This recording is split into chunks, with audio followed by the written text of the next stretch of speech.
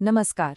आज के इस दिलचस्प विश्लेषण में हम सब एक ऐसे विषय की तह तक जाने वाले हैं जो हमारे और आपके रोजमर्रा के जीवन से पूरी तरह जुड़ा है। लोकतंत्र का चौथा स्तंभ यानी मीडिया। हम दिन भर ढेरों खबरें सुनते हैं, पढ़ते हैं, है ना?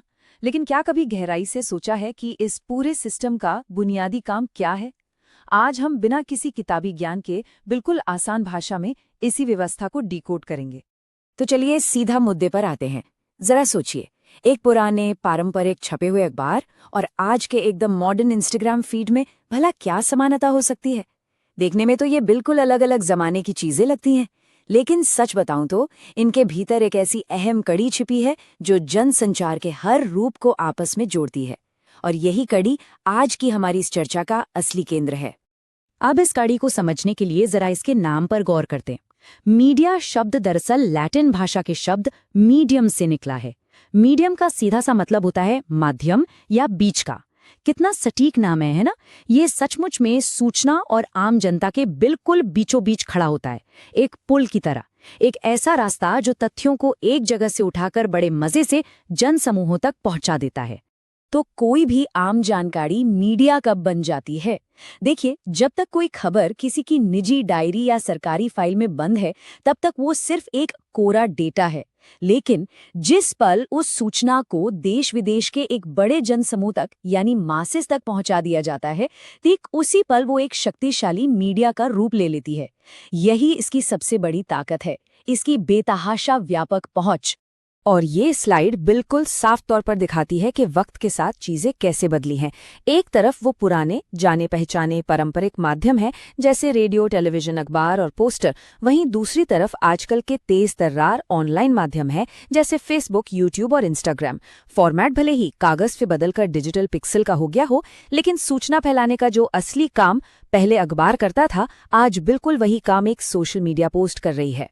अच्छा, अब यहाँ एक बड़ा स्वाभाविक सा सवाल उठता है कि सरकारें इन माध्यमों का इस्तेमाल क्यों करती हैं? जाहिर सी बात है, कोई भी सरकार हमेशा ये चाहती है कि उसकी नीतियों और उसके कामों को जनता का पूरा समर्थन मिले। हर सत्ता की ये स्वाभाविक कोशिश होती है कि वो अपने बेहतरीन कामों को लोगों के सामने रखे, और इसके लिए इन संचार माध्यमों को एक बहुत ही असरदार टूल के रूप में देखा जाता है। लेकिन रुकिए, यहीं पर इस पूरी कहानी में सबसे बड़ा ट्विस्ट आता है। स्लाइड पर लिखे इस वाक्य पर जरा गौर कीजिएगा। ये संचार माध्यम स्वतंत्र रूप से कार्य करते हैं। ये महज एक लाइन नहीं है, ये लोकतंत्र की जान है। सरकारें भले ही अपना समर्थन जुटाना चाहें, लेकिन इन माध्यमों का असली काम बिना किसी दबाव के पूरी तरह आजाद होकर काम करना है। यही आजादी इन्हें सत्ता का सिर्फ एक प्रचार यंत्र बनने से रोकती है। अब जो बात सबसे ज्यादा दिलचस्प है वो ये है कि स्वतंत्र मीडिया सिर्फ बातों को दोहराने का काम नहीं करता। इसके 3 बहुत ही अहम काम हैं।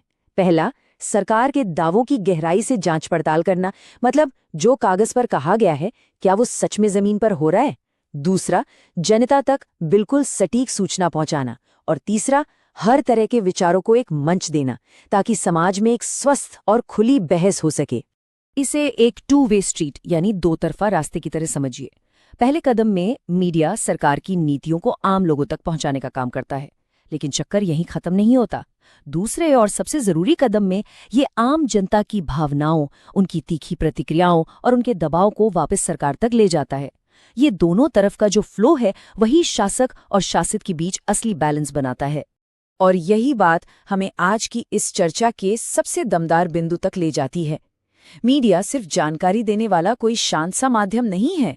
ये शासन पर सार्वजनिक दबाव बनाने का एक बेहद सक्रिय और जरूरी हथियार है।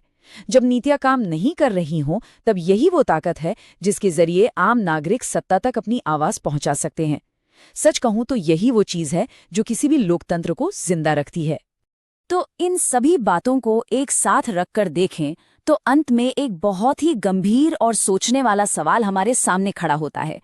अगर मीडिया ही आम जनता के दबाव को सरकार तक पहुंचाने वाली इकलौती स्वतंत्र कड़ी है, तो जरा सोचिए, अगर वो कड़ी ही टूट जाए या कमजोर पड़ जाए तो उस पूरी लोकतांत्रिक व्यवस्था का क्या होगा? ये एक ऐसा सवाल है जो हमें ये सोचने पर मजबूर कर देता है कि सूचनाओं के इस महासागर में एक बिल्कुल निष्पक्ष और स्वतंत्र मीडिया का होना हमारे समाज के लिए कितना जरूरी है।